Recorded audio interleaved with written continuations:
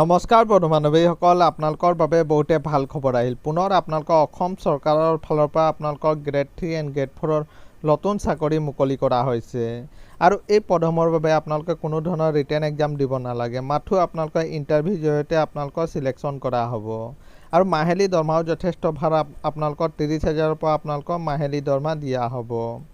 আৰু আপোনালোকে এইসমূহ পদৰ বাবে অনলাইন আবেদন কৰিব লাগিব। আপোনালোকৰ কি পদ আছে, কিমান বয়সলৈকে আবেদন কৰিব পাৰিব আৰু কিদৰে আপোনালোকে আবেদন কৰিব, সবিশেষ জানিবৰ কাৰণে আমাৰ এই ভিডিঅ'টো আপোনালোকে শেষলৈকে চাই থাকিব।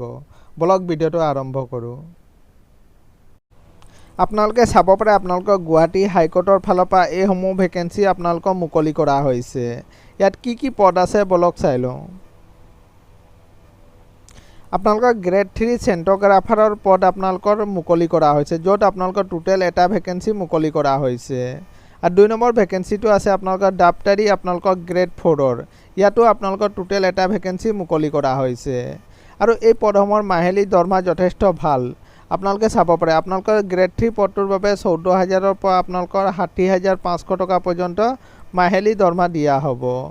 আৰু গ্ৰেড 4 পদটোৰ বাবে আপোনালোকৰ 12,000ৰ পৰা আপোনালোকৰ 52,000 পৰ্যন্ত আপোনালোকৰ মাহিলী দৰমহা দিয়া হ'ব। আৰু আপোনালোকৰ বয়সৰ সময়সীমা বিচৰা হৈছে, আপোনালোকে চাব পাৰে আনৰিজাৰ্ভ কেটেগৰী হ'লে আপোনালোকৰ 18 বছৰৰ পৰা 40 বছৰলৈকে আবেদন কৰিব পাৰিব।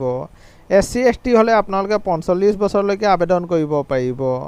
আৰু OBC হ'লে আপোনালোকে 42 বছৰলৈকে, আৰু PWD কেণ্ডিডেট হ'লে আপোনালোকে 50 বছৰলৈকে আবেদন কৰিব পাৰিব। আৰু এডুকেশ্যন কোৱালিফিকেশ্যন বিচাৰিছে, আপোনালোকে চাব পাৰে গ্ৰেড 3 পদটোৰ বাবে আপোনালোকে গ্ৰেজুৱেশ্যন কৰা হ'ব লাগিব। লগতে আপোনালোকৰ ডিপ্ল'মা চাৰ্টিফিকেট থাকিলে আপোনালোকে আবেদন কৰিব পাৰিব। আৰু যিটো আপোনালোকৰ গ্ৰেড 4ৰ ডাক্তৰীৰ পদ আছিলে, এই পদটোৰ বাবে আপোনালোকে মাথো 10 পাছ কৰা হ'লে আপোনালোকে আবেদন কৰিব পাৰিব। আৰু আপোনালোকৰ এপ্লিকেশ্যন ফিজ ৰখা হৈছে, আপোনালোকে চাব পাৰে চেণ্ট'গ্ৰাফাৰ পদটোৰ বাবে আপোনালোকে SC ST 250 টকা এপ্লিকেশ্যন ফিজ দিব লাগিব। আৰু অৰ্ডাৰ অল কেটেগৰীয়ে আপোনালোকে 500 টকা এপ্লিকেশ্যন ফিজ দিব লাগিব। আৰু যিটো আপোনালোকৰ গ্ৰেড 4ৰ ডাক্তৰীৰ পদ আছিলে, এই পদটোৰ বাবে SC ST 150 টকা এপ্লিকেশ্যন ফিজ দিব লাগিব।